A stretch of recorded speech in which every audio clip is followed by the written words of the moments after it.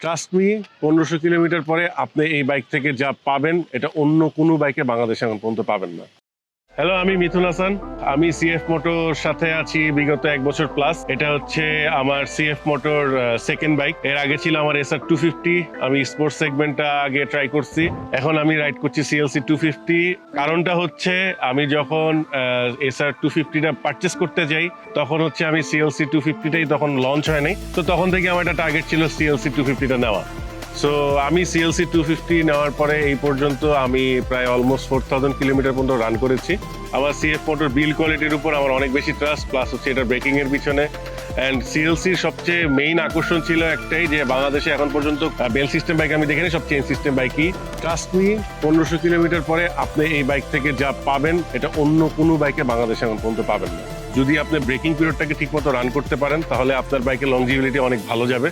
CLC 250 কেনার পরে আমার সবচেয়ে মেইন যেটা সবচেয়ে বেশি ভালো লাগছে যে আমি এটা ইঞ্জিন অয়েল ড্রেন দেওয়া ছাড়া আমার সার্ভিস সেন্টারে যাওয়া লাগে নাই। একটা ডিলেমার মধ্যে আমরা আছি যে নতুন ব্র্যান্ড, পার্টস অ্যাভেলেবিলিটি হবে কি হবে না। সো আমি এখনো পর্যন্ত ওই চ্যালেঞ্জ আমি এখনো ফেস করিনি।